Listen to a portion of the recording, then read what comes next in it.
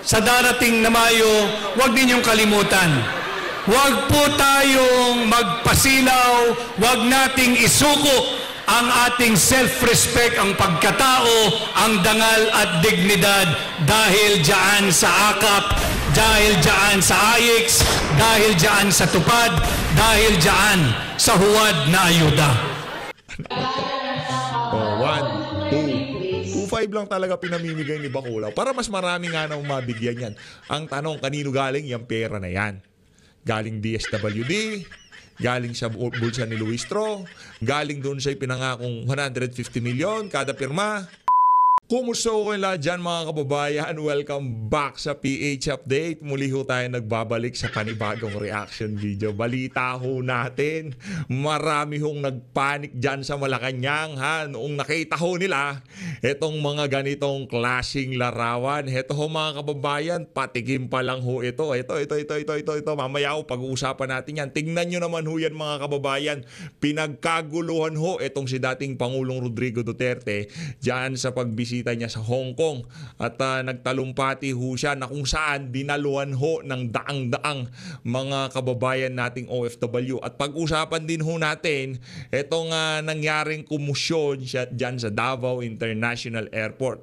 Sigurado ho tayo, konektado ho yan dyan sa nangyaring pagbisita nitong si dating Pangulong Rodrigo Duterte dyan sa Hong Kong. Pero bago ho lahat ng yan mga kababayan, bago ho tayo magkalimutan ha, isang like at isang subscribe. Masaya na ho tayo dyan. Sa mga gustong sumali sa ating community, yung join button nandyan lang ho sa baba. Sa susunod na video, doon ho natin isa-shoutout itong si Ma'am Arizayen, itong si PH Europe Update, itong si Ma'am Erlinda Zulweta, yung mga nagpakulay sa mga nakalipas nating video. Maraming salamat ho. Dito na ho muna tayo mga kababayan sa nangyaring kumusyon dyan sa Davao International Airport. Just in, PNP with the battle gear as sa Davao International Airport.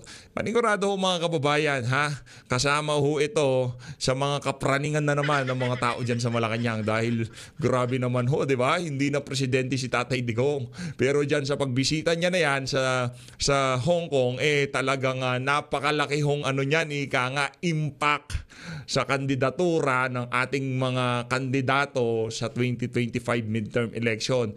Na ito ang sinasabi ng nangyaring pagtitipon na yan dyan sa Hong Kong. Ang mga overseas Filipino worker suportado pa rin at talagang solidong-solido dito kay dating Pangulong Rodrigo Duterte. Heto ho ang nangyaring kumusyon dyan sa Davao International Airport. Ayan ho, ang nakikita nyo yan, yan ho ang dating ng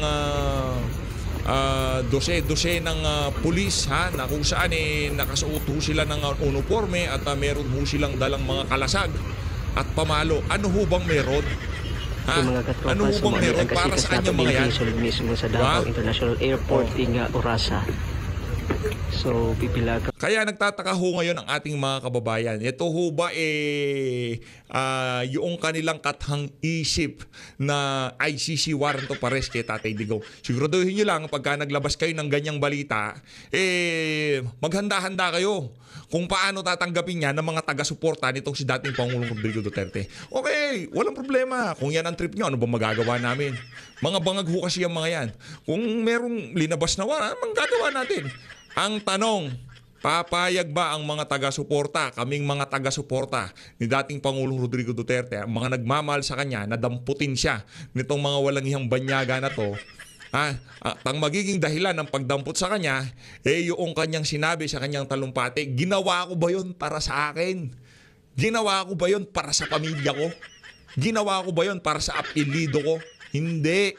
Ginawa ko yun para sa mga kababayan nating OFW na nakikipagsapalaran sa iba't ibang mga bansa para mabigyan ng kinabukasan yung mga iniwan nila sa Pilipinas. At yung mga iniwan naman nila sinisira ang kinabukasan ng ipinagbabawal na droga. Heto ho mga kababayan, tapusin natin to, tapusin natin. Yan, mga sakop sa tuang kapulisan grabe, dami ho. Bitbit ang ilahang battle gear. Grabe oh.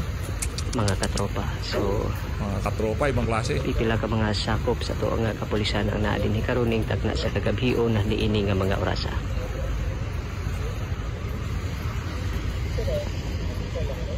Anong meron? Anong meron?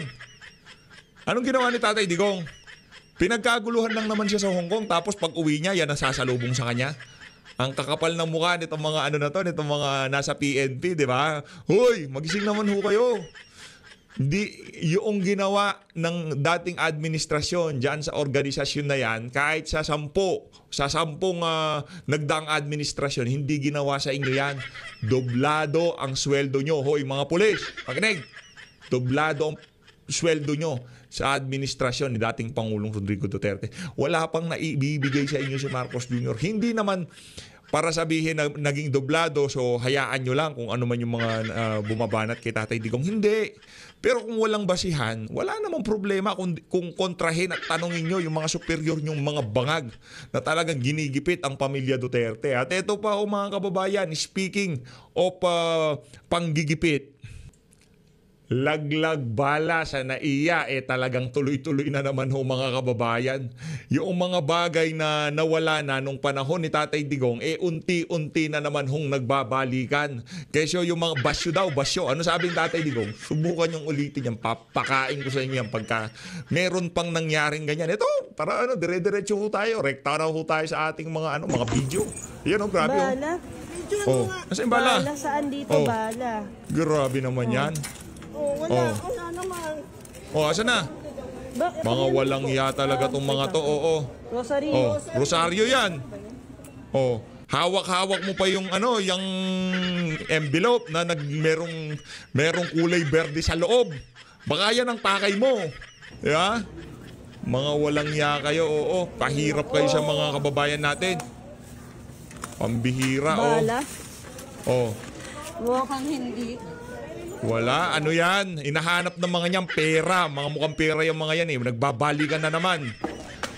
Meron po ba kayo? Nahulog pa. Ano meron? Walang bala, walang relo. Wala lahat. Ano meron? Pahirap kayo So, hindi nga kami. Ay, madam, huwag kayo magsumbong kay Tolpo. Walang kwenta si Tolpo. Anong Tolpo? Ang dami talagang naloko nitong si Tulfo, no? Nawala ho ang laglag bala, hindi dahil kay Tulfo, dahil kay dating Pangulong Rodrigo Duterte. Matagal na ho yung Rapid Tulfo in action, panahon pa ho ni Panot. Pero hindi nawala yung laglag bala na yan. Nawala ho yan, panahon ni dating Pangulong Rodrigo Duterte. Kaya sabihin nyo dyan, lagot kayo kay Digong. Kaso wala na itong si Tatay Diggs, di ba? Ngayon pinagmamalaki nila ito si Tulfo. Issue ng PCSO na nahimik ho yang si Tulfo. Issue ng NIA, National Irrigation Authority, na kung saan bida-bida rin siya, na nahimik ho siya. Issue ng budget na nahimik yang si Tulfo. Yung tilang parang walang mangyayari dyan sa mama na yan. Di mo natin alam kung bakit nananahimik siya. Inaasahan nyo dito sa isa na to na magsasalita siya. Siguro pagka umabot na ng mga 10 milyon yung video nyo na yan, doon niya sasakyan. Pagka kikita na yan si Tulfo, doon siya papasok sa eksena. Medyo nagbabiral na yan, papasukan niya na yan kasi kikita na siya. Pero si Tatay Digong walang kita-kita sa kanya, walang vlog-vlog, walang ganon. Basta pahirap sa sambayan ng Pilipino noong panahon niya, talagang inaayos niya. Ito mga kababayan, panoorin ho natin to. Kayo na humusga dito, ika nga. Yan. Dito ho tayo. Sa pinakahihintay ng mga naghihintay dyan. Ito, si dating Pangulong Rodrigo Duterte. Tignan nyo naman ho yan, diba? Ano pa? Yan ho ang kinagagalit ng mga tao sa Malacanang. Kaya naglagay ho sila ng sandamukal na pulis diyan sa Davao International Airport. Tingnan nyo naman ho yan mga kababayan. Hindi presidente yan. Si Marcos Jr. pagka nagpunta siya dyan, wala akong magpupunta. Baka magrarally pa yung mga para sa mga naiwan sa Pilipinas nitong mga OFW na to, isip-isip ho tayo. Mag-isip-isip ho kayo. Kung kayo ho mga pamilya, meron ho kayong pamilya dito sa mga nakikita nyo sa larawan na to. At iboboto nyo ho ang alyansa dahil doon sa ayuda na binigay niya sa inyo, maawa naman ho kayo sa mga kamag-anak nyong sumisigaw ng apelidong Duterte at umiiyak dyan sa pagdalaw na yan ni Tatay Digong dyan sa Hong Kong. Dahil nakikita nila na itong si dating Pangulong Rodrigo Duterte napakalaki ng naitulong sa kanila nung siya ang Pangulo. Mahiya-hiya naman ho kayo para sa mga kamag-anak ng mga kababayan natin na to. Please lang ho ha. Maawa ho kayo sa mga kamag-anak nyong OFW sa Hong Kong. Please. Hindi ho biro ang pinagdadaanan nila. Kung ang nakikita nila at alam ho nila ang nangyayari sa bansa natin, alam ho nila ang mga kabalbalan na nangyayari dito, ang mga korupsyon, issue ng budget, issue ng pagnanakaw ng mga politiko, alam ho nila. Kasi yan ho ang number 1 na priority nila kung ano ang magiging sitwasyon ng mga naiwan nila sa Pilipinas. Kaya nakikialam sila, nakikibalita sila via social media kung ano na nga ba ang tunay na kaganapan sa Pilipinas. Hindi ho pagkakaguluhan ng ganyan si dating Pangulong Rodrigo Duterte kung hindi ho nila nakita na talagang ang pamumuno ni Tatay Digong hindi naghatid ng pagbabago sa Pilipinas noong nagdaang administrasyon. Para sa mga makakatanggap ng ayuda, mahiya-hiya naman ho kayo sa mga kamag-anak niyong mga OFW. Malaki, grabe, sobra yung respeto natin sa mga kababayan natin na to. 2 kamay ang saludo at matinding palakpakan ang kailangan ho natin ibigay sa kanila. Saludo, saludo. Maraming salamat ha sa mga pumunta, sa mga nagpa-picture, yumakap, umiyak, lahat po yung mga yan. Maraming salamat ho sa inyo. Sigurado tayo, kung masaya tayong nakakita sa ganyang karaming tao, what more? Itong si dating Pangulong Rodrigo Duterte. Tingnan nyo naman ho ang tawa niya dito. Tayo natutuwa pagka ganito ang tawa ni Tatay Digong, kumatabaho ang puso natin, di ba? Ang saya ng pakiramdam natin. Matindi hong kaligayahan ang ibinigay nyo kay dating Pangulong Rodrigo Duterte. Hindi ho yan matutumbasan ng pera. Hindi ho yan matutumbasan ng kahit anumang material na bagay. Iba ho yan, mga kababayan. Kaya kung natuwa itong si Tatay Digong, tayo naman ho dito talagang nagpapalakpakan sa ating nakita na yan, ha? Sobrang saya ho natin, sobrang saya ho ng puso natin nung nakita natin na napakaraming mga OFW ang pumunta at sumuporta dito kay dating Pangulong Rodrigo Duterte. Dito na ho tayo, mga kababayan. Punta na ho tayo dito kay Attorney Vic Rodriguez na taho tayo. Hindi ho natin kasi nagawa na reaction video to kahapon ha? Naku, dito ho tayo. Yan! Naku, parang okay tong ganito. May background. Ang laki naman. Sige, ito tayo. Game. Tuloy natin to. Attorney Vic Rodriguez, matindi ho ito. Ngayon tayo, hindi lamang nationwide, kung hindi live worldwide. At dahil dyan, tayo ay nagdiriwang ng araw ng pasasalamat. Simulan ko ang aking mensahe ng pagsasabi ng salamat sa KOJC. Salamat, Maraming KOJC. Salamat sa inyo. At nagawa natin Teka. ang ganitong Sorry, nakuha ko na po yung pangalan. Teka lang. Anong nangyari dyan? Teka lang ho Lipat ko lang siya dito sa kabilang tab.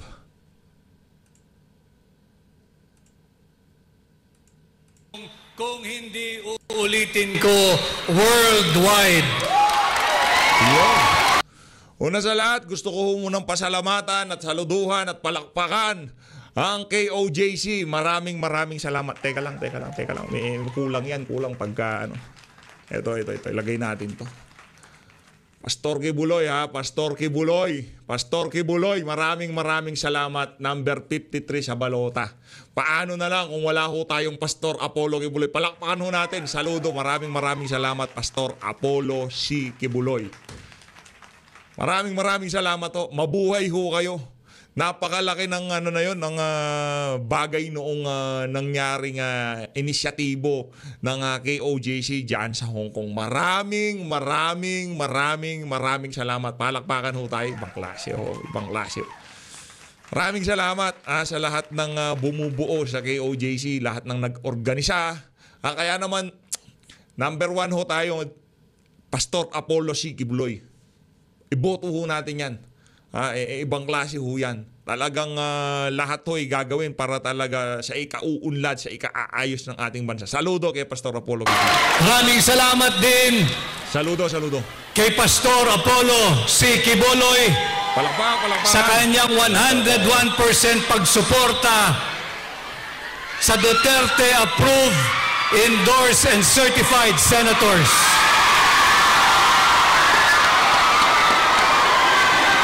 Tila dumating na ho yata ang ating pinakihintay. Naku. Sino na yan? Magkagulo na ho. Pambira talaga, oo.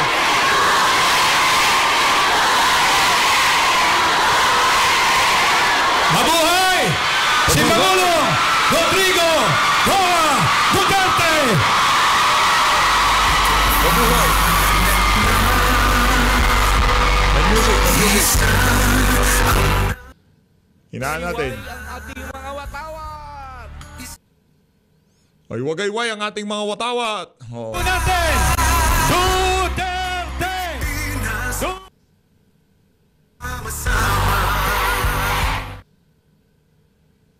Ayos. Ibang klase ho.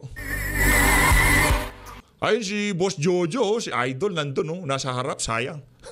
Talaga Na nagpunta tayo, no? mag-settle down si Pangulong Duterte join us. So marami yung salamat sa ating ginagawang pagtitipon. Saludo kay Pastor Apollo Kibuloy. Mabuhay mo kayo, Pastor. Grabe yan, grabe. Okay, makakaupo lahat. Silence po. Alam kong excited na ho kayong lahat sapagkat kaming miyembro ng Team Suka ay excited na ring marinig muli si Tatay Digong. At ito nga ho yung dahilan ng ating pagtitipon ngayong hapon. Ang pagbibigay ng pasasalamat. Salamat kay OJC. Salamat Pastor Apollo Sikibuloy. Salamat siyempre sa presensya kanina ng ating pangalawang Pangulo, Vice President Inday Sara Duterte. Paulit-ulit na pong binanggit, subalit hindi po ako magsasawang ipaalala sa inyo. Ating protektahan at ipagtanggol si Vice President Inday Sara Duterte. Huwag nating hayaan na ang iilang tiwali at elitistang senador ay nakawin ang sagradong mandato ng 32 milyong Pilipino na pumili at nagluklok kay Vice President Inday Sara Duterte. Alam ho ninyo, nakakalungkot ang estado ng ating bansa ngayon. Pinakita kanina sa video kung paano sinalaula, tinapakan at ninakaw ang karapatang pantao ng mga miyembro ng KOJC. Subalit hindi lamang po yan ang kanilang ninanakaw. Ninanakaw din po nila ang pera nating mga Pilipino. Maraming salamat sa inyo, mga overseas Filipino workers. Maraming salamat sa Filipino migrants because last year, kayo po ay nag-ambag sa nation building sa ating ekonomiya ng 38.5 billion US dollars in form of remittance. 38.5 billion dollars ang inyong itinulong sa ating ekonomiya. Subalit, ano ang ginagawa ng Marcos administration?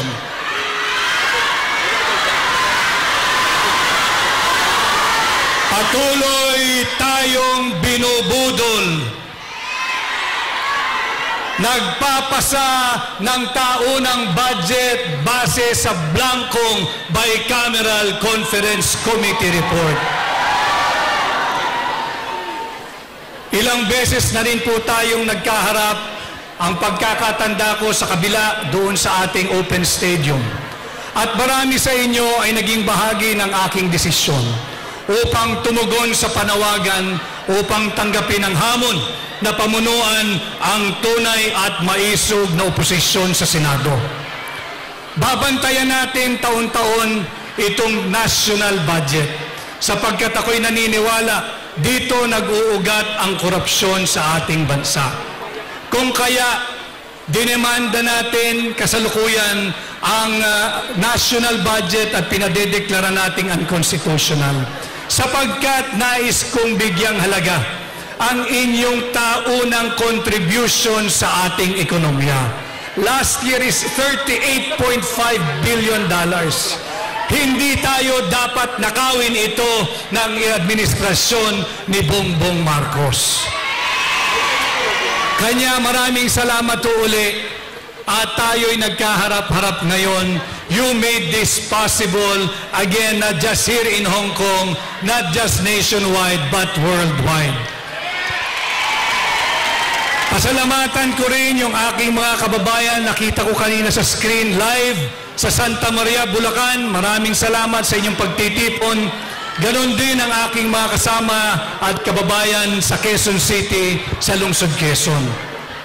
Kanya po sana sa darating na Mayo, huwag ninyong kalimutan.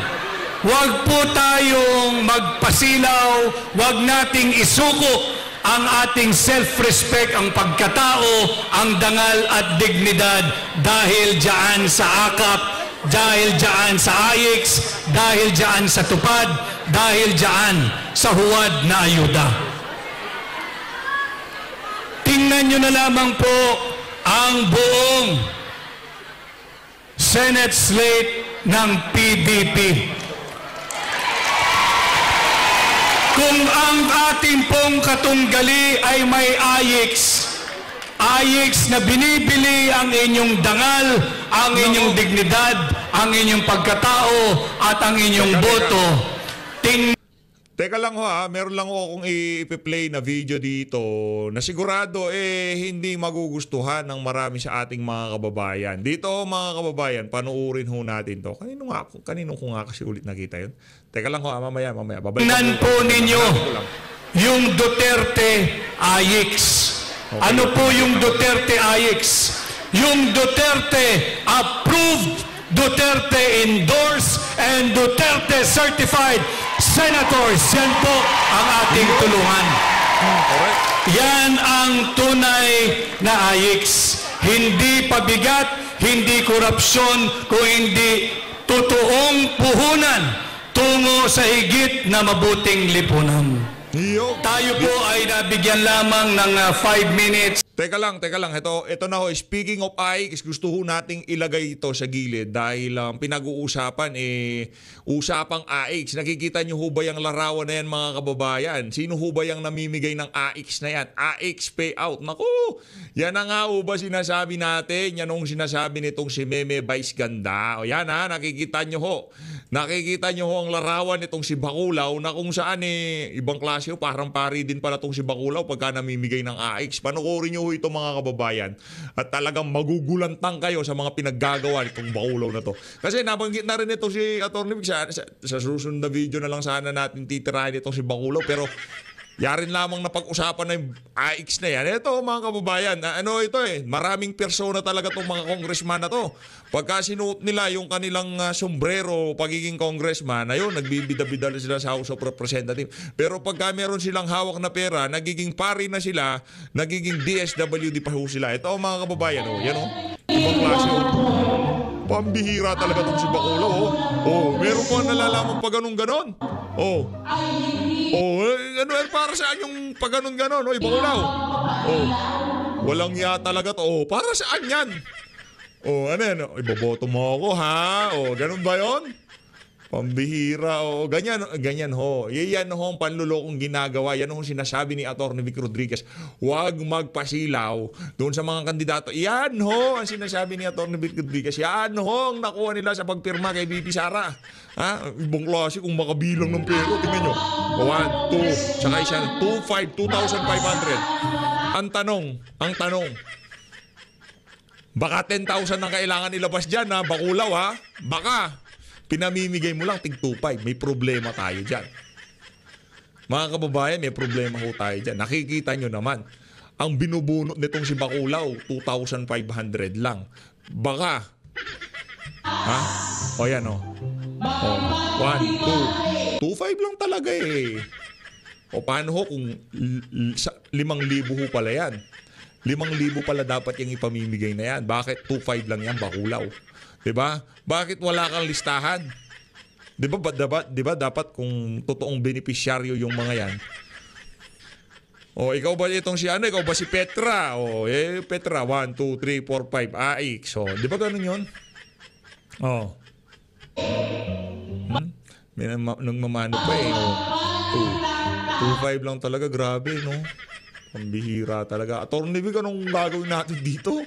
Anong gagawin natin dito sa ali na to? Grabe naman yan. Hindi ho ba dapat ano yan? Hindi ho ba taliwas o... Di naman niya trabaho yan, di ba? Congressman ka eh. Congresswoman ka eh. Jarbil Jinky Luistro. Di ba? Di ka naman ano eh. Ba't namimigay ka ng pera? Bakit ikaw? Di ba vote buying yan? Anak ng toko, oo. Ayaw niyang magpa-bless. Ay, inuurasyon na niya. Boboto ka sa akin. Anak ng toko. 1, 2, 2.5 lang talaga pinamimigay ni Bacolao para mas marami nga nang mabigyan yan. Ang tanong, kanino galing yung pera na yan? Galing DSWD, galing sa bulsa ni Luistro, galing doon sa pinangakong 150 million kada pirma. Saan galing yan? Bakit? Hindi, kulang yan. Kulang yung ano, kumbaga, nandito tayo, hindi para punain. Pinamimigay naman eh. Ang problema natin dito, anong naging basihan ng mga pinagbibigyan? Dapat di ba may criteria muna? Dapat, ikaw, AX to eh. Mahirap talaga yung mga kababayan. Yung iba dyan, tignan nyo naman si ate. Yung lahat sila naka-face mask. Para saan? May sakit, ganon? Lahat sila naka-cover ang pagmumukha, Hindi ko tatanggalin ang pagmumukha nitong si Bacolao dito, ha? Para makita ng ating mga kababayan, yung mga kabalbala na yan. Habang nagsasalita, ang isa sa ating mga kandidato na si Atty. Vic Rodriguez, diyan ka lang Bacolao, ha? Kung napanood yung mga video natin kahapon, wala ho tayo halos reaction video eh. Kumbaga, gusto lang ko nating i-enjoy na kahapon yung mga pagsasalita to si Tatay Digong, nitong si Congressman Rodante Marcoleta. Kaso iba ho ito eh. Kumbaga, yung kay Kong Dante pang diinan yun, hindi na kailangan ng explanation. Kay Atty. Vic, di na rin kailangan ng explanation. Pero kailangan nating lumabas diyan kasi pang matikas, higa nga, di ba? Ibig sabihin si Kong Dante hindi matikas. Hindi tayo uubra ng katikasan. Kaya si Atty. Vic ba uubra ng katikasan? Hindi pa rin. Kumbaga, eepal lang tayo. Masarap lang sundutan yung mga sinasabi ni Atty. Vic Rodriguez. Masarap siyang gawan ng reaction video sa totoo lang. Kasi yung mga bitaw niya kumbaga kakaiba. Tsaka narinig nyo naman kung paano pinakilala ni Tatay Digong yan. Pandating sa prinsipyo. Diba? Dati sa Malacanang, di ba? Executive Secretary yan. Pero hindi niya nasikmura ginagawa nila doon. Prinsipyo. Doon sa tatlo o apat talagang matino dyan. Matinuho lahat yan. Loy, hindi yan si Jinky Luistro. At kagaya po ng aking kaibigan, si Senador Dante Marcoleta, nais man ho namin magbigay ng awit, subalit pag yan ang aming ginawa. Si Atty. Vic, simple ka pa eh. Balita ako, bumibirit ka. Kumukulot-kulot pa daw ho yan pag Hindi, pero magaling daw kumanta yan si Atty. Vic. Mamalupit, matindi ho yan. Darating din ang panahon, makaka-jamming natin yan. Manalo matalo, pero mananalo tayo. Kahit anong mangyari yun, mananalo tayo. Tiwala lang sa sinabi ni dating Pangulong Rodrigo Duterte. Mangyari na ang mangyayari, makaka-jamming natin yan si Atty. Vic. Makaka-jamming natin yan. Yan si Madam Pamela, yan si Sir Marlon, sino pa ba? Lahat ng nasa Pilipinas. Pag nagkataon, di ba? Malay nyo, di ba? Bibidyohan natin. Habang kumakanta yan si Atty. Vic, ginagawa natin ng reaction video. Baka makapiright. Ni Senador Dante, hindi pa man nagsisimula ang aming termino, matatapos agad. Kanya hayaan nyo na lamang po. Parang okay pala tong ganitong setup. Okay din pala to. Okay ba tong ganitong setup? Full screen tayo. Na kami ang inyo. Dati kasi marami tayong ano-ano dyan, mga anik-anik sa gilid, mayroong mga screenshot, di ba? Yung meron ho tayong 4 na screenshot dyan, 2 video sa ilalim. Medyo tumatanda na ho tayo, kaya mas mainam na isa-isa na lang. Yung maging tinig, aking pinagpapatuloy yung napakahalagang kaso na magdedeklara sana na unconstitutional, illegal, immoral, invalid, and criminal yung 2025 budget. Nako, paano na lang kung walang attorney Vic Rodriguez? Di ba? Paano na lang? O sino tatayo dyan? Paano na lang kung walang Congressman Isidro Ungab? Di ba? Kasi kung walang Pastor Apollo Kibuloy, walang tatayo dyan. Walang mag-organisa ng ganyang kalaking event. Kung walang Congressman Rodante Marcoleta, walang INC rally na pagkalaki-laki. Diba? Paano na lang? Paano na lang kung wala yan si Atty. Jimmy Bondoc? Ang gaganda ng mga jingle na ginagawa niya, di ba? Prinsipyo, yang si Atty. JB Hindo. Tandaan ho natin. Supportahan ho natin, please. Papanululin ho natin silang lahat. Nagmamakaawa ni si PH. Please guys, kampanya nyo. Kung tayo-tayo lang dito, bubulahan lang tayo. Ayan, yung mga di nanonood sa atin at sa mga ibang kasama natin, yun ho ang mga doktrinahan nyo, ika nga. Kumbaga, anuhin nyo ho sila, yung paliwanagan nyo ho sila na itong mga kandidato na to, wala naman silang masamang intention sa atin, di ba? Naalala ko na naman si Genggeng, di ba? Wala naman silang masamang intention sa atin. Kaya huwag ko kayong masyadong mga judgmental, di ba? Ang gusto lang ho nila yung mapaglingkuran ng sambayanan. Dahil sila ho, base sa ating nakikita, sila ho ay talagang nagpapakita ng tunay na pagmamahal sa ating mga kababayan. Suportahan ho natin sila. Wala ho tayong talo pagka nanalo yung mga kandidato natin na yan. Pagkapanalo ho nila yan, sigurado, mga kabataan, mga pagdating sa presyo ng mga pangunahing bilhin, ano ho yan, talagang trabaho ng executive yan, di ba? Kumbaga, sila talaga dapat titimon dyan Pero kahit papaano, merong tatayo sa Senado, masaya na ho tayo doon. Di ba? Kasi kahit ano pa namang gawin nilang batas, sa totoo lang kahit anong gawin nilang batas, pagdating doon sa implementation, dyan sa executive, hindi na-implement na maayos. Sabaw-sabaw pa rin ho yun. Kaya dapat, kagaya ng panahon ni Tatay Digong, ang legislative at executive, parang ano ho sila, parang orchestrated yung galawan nila, yung talagang nagkakasundo sila. Dito, orchestrated yung gawain nila sa pangungurakot, sa pamimigay ng ayuda. Yun ang problema. Hindi para sa ikabubuti ng mga Pilipino. Sa ikabubuti ng kanilang mga political interest ang sinusulong nila. Kaya, please, guys, Atty. Vic, Senator Christopher Bongo, oy, Sen Bongo, baka naman pengin ng t-shirt dyan. itong si Senator Philip Salvador, Senator Philip, Atty. Raul Lambino. Pag nanalo si Atty. Raul Lambino, papakatay siya ng 5 baka, magpapabulalo siya. Daming baka dyan Nakita natin yung par niya. Ito naman si Atty. Vic Rodriguez, kakanta yan pagkano. Ano lang, suporta lang, ika nga. Basta tuloy-tuloy lang tayo, huwag tayong bibitaw, ika nga. Yung pyramiding scheme, pyramiding strategy tayo, Pagka yung nadoktrinahan natin, magkikayat ng dalawa. Naku, panalo ko tayo pagka gano'n. Pero pag hindi tayo nagtulungan, magkakatotoo na mananalo tayo. Naniniwala ako sa sinasabi ni Tatay Digong. Pero kung hindi tayo magtutulungan, wala. Hindi ko tayo pwedeng magpakakampante, ika nga. Tuloy. Ipagpapatuloy po natin ito. Meron pong magaganap na oral arguments sa April 1, 2, and 3. At ito po ay para sa inyo sapagkat pinapahalagahan natin ang inyong kontribusyon sa ating ekonomiya. Uulitin ko, $38.5 billion last year. Huwag tayong pumayag na mauwi lamang ito sa pagnanakaw at sa bulsa ng mga tiwaling politiko. Muli ho, ako'y nagpapasalamat sa inyo, nagpapasalamat kay Tatay Digong.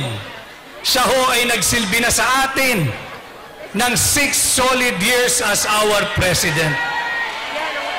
Pagkatapos ng kanyang termino, hindi tumigil ang kanyang pagmamahal sa ating mga Pilipino. Patuloy siyang naninindigan at tumatayo bilang inspirasyon, bilang leader, bilang tatay ng bawat Pilipino. Saludo. Kanya kay Tatay Digong, maraming salamat sa iyong pagmamahal sa ordinaryong Pilipino, sa iyong pagmamahal sa ating bansa. Huwag po natin siyang pababayaan, patuloy nating tulungan, ating protektahan si Vice President Inday Sara Duterte at siyempre, huwag ninyong kalilimutan ang aming buong grupo, ang bumubuo ng Team Suka. Tatandaan nyo lamang ho na ang suka ang kalaban ng tanso, ang suka ang kalaban ng peking ginto, at ang suka ang tutugis at magtatapos sa mga nambubudol sa ating mga Pilipino. Maraming salamat po muli. Ako'y si Attorney Vic Rodriguez, Pilipino, abogado, maisog. Maraming salamat. Hayun na nga mga kababayan, dito na natatapos ng ating reaction video dyan sa pagsasalita na yan. Itong si Atty. Vic Rodriguez. As always, maraming salamat po sa pag-support sa PH Update. Pag-iingat po kayo lahat. Mahal natin ng Pilipinas. Pyramiding scheme. Pyramiding scheme. Ha? Huwag niyo kalimutan dyan. Yung mga nasa networking, alam ho nila sinasabi natin. Wala ho tayo sa networking, ha? Yinayaya tayo pero hindi ho tayo marunong magkumbinsi kaya hindi ho tayo nakaano eh. Dito lang tayo marunong medyo magkumbinsi pero pagdating doon sa produkto, hindi ho tayo marunong. Yung sabon-sabon, hindi tayo marunong doon. Pero dito sa pagboto sa mga kandidato natin, ha? Yan lang ho, ha? Pyramiding scheme ang ating ano yan. Strategy pyramiding scheme. Maraming salamat po mga kababayan. Mahalin natin Pilipinas. Maraming salamat. Thank you. Ingat po kayo lahat.